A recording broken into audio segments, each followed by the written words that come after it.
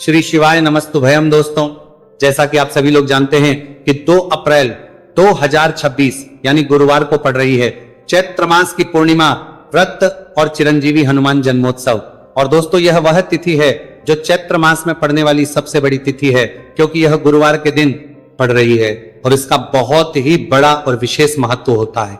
पूज्य गुरु जी ने कहा है कि अगर कभी भी मौका लग जाए और चैत्र महीने की पूर्णिमा तिथि गुरुवार को पड़ जाए तो आप लोगों को 7 चने की दाल वाला उपाय तो अवश्य ही करना चाहिए। इन दोनों का संयोग बहुत ही कम आता है। इसी के साथ में गुरु अपनी शिव पुराण कथा में बताया है कि इस दिन आपको 7 चने की दाल वाला उपाय तो आपको अवश्य ही करना चाहिए, क्योंकि ऐसा दिन पूरे साल में सिर्फ एक ही बार आता है। और दोस्तों, आप सभी लोग जानते हो कि गुरुवार पूर्णिमा तिथि का अगर सबसे बड़ा कोई उपाय है तो वह 7 चने की दाल वाला उपाय है। तो दोस्तों, गुरुवार पूर्णिमा तिथि के दिन आप लोगों को इस 7 चने की दाल वाला उपाय को जरूर करना है। बहुत लोग होंगे जिन लोगों ने इस उपाय को ना किया हो, मतलब पूरा साल निकल गया, उन्होंने किसी भी दिन इस 7 चने की दाल वाला उपाय को ना किया हो। पर दोस्तों, आपके पास एक आखिरी मौका बचा हुआ है, जो कि 2 अप्रैल गुरुवार पूर्णिमा तिथि के दिन है। इस दिन आप लोगों को इस वाले उपाय को जरूर कर लेना है।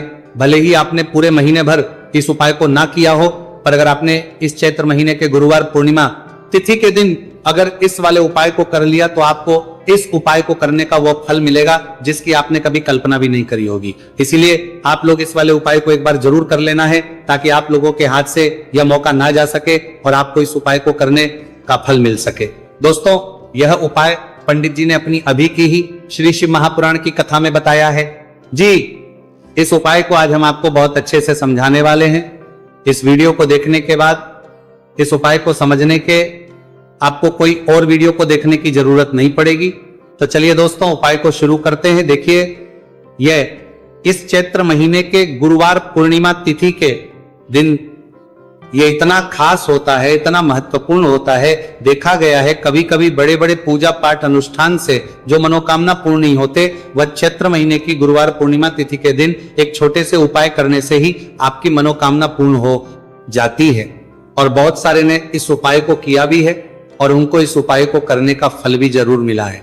अगर आप लोग भी इस उपाय को करना चाहते हैं तो आप इस उपाय को पहले अच्छे से समझ लेना, सुन लेना, उसके बाद करना।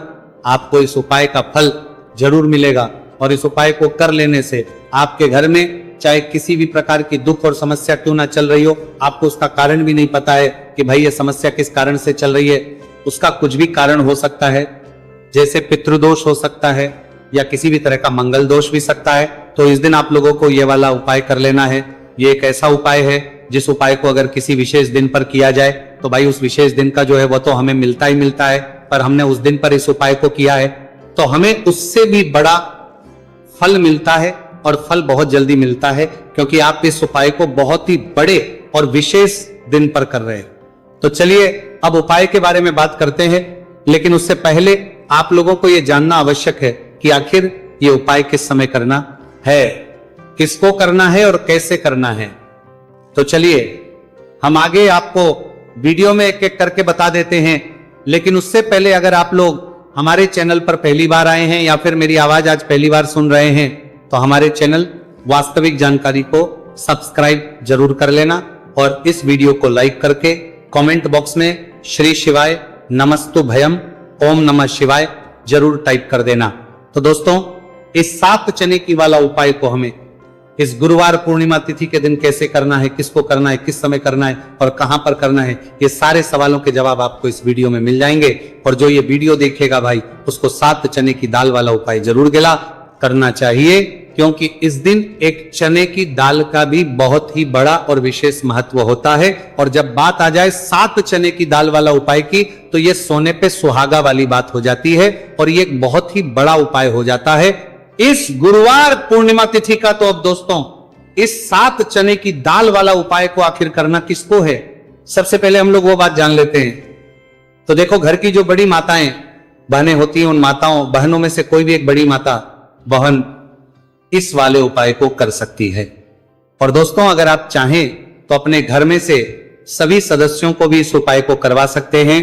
अगर किसी व्यक्ति की खुद की कोई मनोकामना है, खुद की कोई दुख और है जो कि वह अपने लिए ही करना चाहता है, इस वाले उपाय को तो वह खुद अपने लिए भी कर सकता है। बाकी अगर कोई घर में से ऐसा है जो कि अपने पूरे घर परिवार की सुख और शांति के लिए यह वाला उपाय करना चाहता है, तो भाई वो भी कर सकता है, उसमें भी कोई दिक्कत वाली बात नहीं है। कहने का मतलब यह है कि इस उपाय को हर एक सदस्य भी कर सकता है और पूरे घर परिवार के सदस्य के लिए घर की बड़ी माताओं बहनों में से कोई एक माता बहन भी कर सकती है। माताएं बहनें अगर घर में उपस्थित ना हो या वो उपाय ना कर पा रही हो, तो फिर घर का कोई बड़ा सदस्य भी इस 7 चने की दाल वाला उपाय को कर सकता है, चाहे फिर वह पुरुष ही क्यों ना हो, उसमें कोई भी दिक्कत वाली बात नहीं है। उसके बाद में दोस्तों जो अगला प्रश्न निकल कर आता है वही आता है इस उपाय को लेकर कि आखिर इस उपाय को हमें किस समय करना है, सुबह के समय करना है कि शाम के समय करना है। तो देखो, इस वाले उपाय को आप लोग सुबह के समय भी कर सकते हो और शाम के समय प्रदोष काल में भी करते हो। अब अगर आप पूछो कि भाई सबसे उत्तम समय कौन सा रहेगा इस 7 चने की दाल वाला उपाय को करने का, तो हम आपसे बस यही कहेंगे कि इस उपाय को आप सुबह के समय करेंगे तो ज्यादा बेहतर होगा।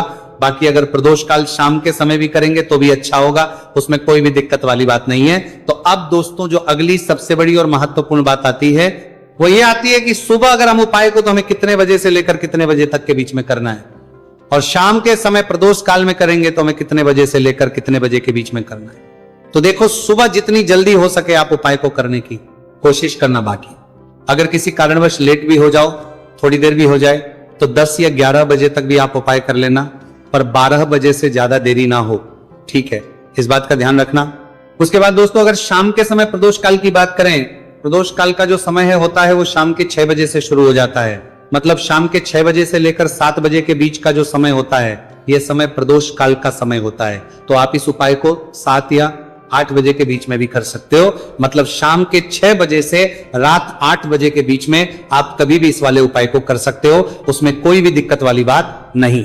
चलिए जानते हैं उस विशेष उपाय के बारे में। देखिए दोस्तों, पूज्य गुरु जी की कथा के अनुसार ही इस उपाय को आपको बहुत ही विस्तार से समझाने का प्रयास करेंगे, लेकिन उससे पहले वीडियो को लाइक करें। देखिए, इस वीडियो में हम पूज्य गुरु जी द्वारा बताए गए 3 सबसे अचूक उपायों के बारे में जानेंगे, जो आपको सिर्फ और सिर्फ गुरुवार की सप्तमी की तिथि पर ही करने हैं। पूज्य गुरु जी ने बताया है कि जो भी व्यक्ति इन उपायों को कर लेता है उसके जीवन से समस्त परेशानियां दूर हो जाती हैं। तो चलिए जानते हैं गुरुजी द्वारा बताए गए पहले खास उपाय के बारे में। देखिए, गुरुजी ने बताए हैं कि गुरुवार के दिन किया जाने वाला यह उपाय सबसे सर्वश्रेष्ठ है। इस उपाय के लिए आपको मात्र 1 लोटा शुद्ध जल लेना है। जल आपको तांबे के पात्र के अंदर लेना है।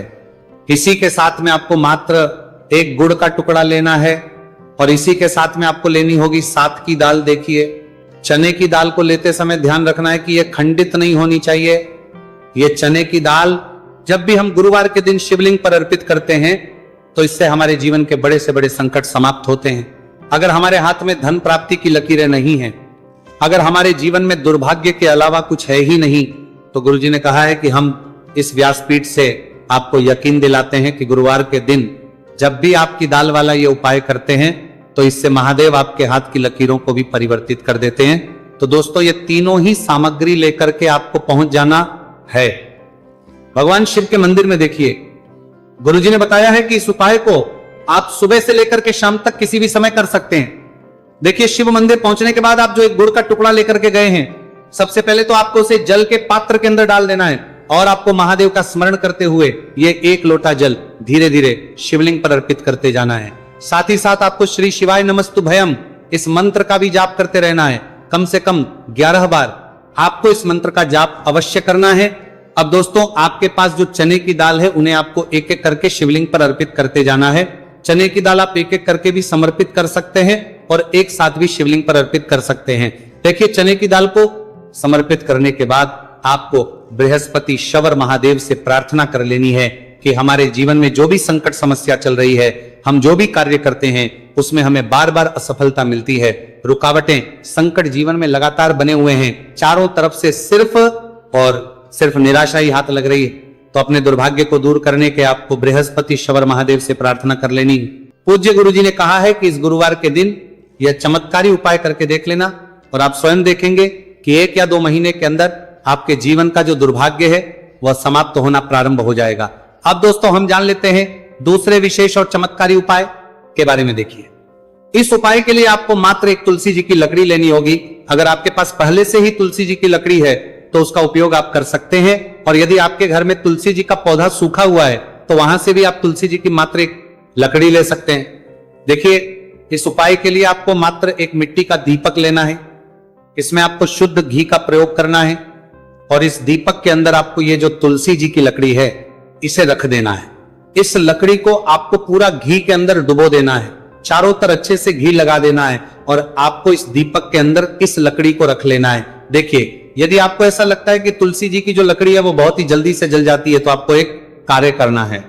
आपने जो तुलसी जी की लकड़ी ली है उस पर आपको पूरी पर अच्छे से रुई लपेट देना है, यानी कि कॉटन जो होती है उसे अच्छे से लपेट देना है, जिससे कि ये जो लकड़ी है दिखाई ही ना पड़े। तो इस लकड़ी के ऊपर आपको लपेट लेनी है। अब इसी लकड़ी के ऊपर जो आपने रुई लपेटी है उस पर आपको अच्छे से घी लगा लेना है, और उस दीपक के अंदर आपको इसे डाल देना है। अब देखिए, इस दीपक को आप भगवान विष्णु के वहां पर भी प्रज्वलित कर सकते हैं, या फिर भगवान विष्णु के किसी भी स्वरूप के सामने आप इसे प्रज्वलित करते सकते हैं, या फिर आपके घर में जो माता तुलसी जी का पौधा है वहां पर भी इस दीपक को आप प्रज्वलित कर सकते हैं। पूज्य गुरु जी ने कहा है कि जो भी व्यक्ति इस 2 अप्रैल 2026 गुरुवार की पूर्णिमा तिथि पर यह तुलसी जी की लकड़ी का दीपक प्रज्वलित कर देता है तो उसके जीवन में कभी भी धन संपदा की कमी नहीं होती। देखिए, ये जो उपाय है आपने फाल्गुन में पूर्णिमा तिथि पर किया होगा, लेकिन इस बार चैत्र मास की पूर्णिमा तिथि है, गुरुवार के दिन, गुरुवार का दिन भगवान विष्णु को समर्पित होता है। और ये जो दीपक है हम विशेषकर भगवान के निमित्त ही प्रज्वलित कर रहे हैं, तो इस दीपक को आप इस महीने की गुरुवार की पूर्णिमा तिथि पर भी प्रज्वलित कर सकते हैं। देखिए, ये जो दीपक है विशेषकर आपको शाम के समय यानी कि सूर्यास्त के बाद ही करना है। अब दोस्तों हम जान लेते हैं गुरुजी द्वारा बताए गए तीसरे बहुत ही चमत्कारी और विशेष उपाय के बारे में। देखिए, इस उपाय के लिए आपको एक बेलपत्र लेनी है, और इसी के साथ में आपको 2 शमी पत्र लेना है। देखिए, आप जो बेल लेंगे वो कहीं से भी खंडित नहीं होनी है, बहुत ही चमत्कारी और विशेष को 2 कर्मानी है चाहिए। इस बात का आपको विशेष रूप से ध्यान रखना है। देखिए, मान लीजिए कि यदि आपके पास बेलपत्र नहीं है तो आप भगवान शिव के शिवलिंग पर चढ़ी हुई बेलपत्र को पुनः शुद्ध जल से धो करके उसका उपयोग भी कर सकते हैं। इसी के साथ में आपको मात्र थोड़ा सा लाल चंदन लेना होगा। देखिए, सभी सामग्री लेकर के अब आपको पहुंच जाना होगा भगवान शिव के मंदिर में। देखिए, भगवान शिव के मंदिर में पहुंचने के बाद आपके पास जो एक बेलपत्र है उसकी चिकनी साइड में आपको देखिए, आप सभी को पता है कि बेलपत्र में 3 पत्तियां होती हैं। तो बेलपत्र की जो ऊपर वाली बड़ी पत्ती होती है और नीचे वाली जो 2 छोटी पत्तियां होती हैं, उसकी चिकनी साइड पर आपको, यानी कि जो छोटी पत्तियां होती हैं वहां पर आपको एकाएक शमी पत्र जो आप लेकर आए हैं उन्हें छोटी पत्तियों के ऊपर रख देना, और इन्हीं शमी पत्र के ऊपर आपको लाल चंदन की एक एक बिंदी लगा देनी है। अब आपको ये जो बेलपत्र है इसी प्रकार से शिवलिंग पर अर्पित कर देनी है, लेकिन आपको बेलपत्र को समर्पित करते समय गतिमान का नाम लेना है।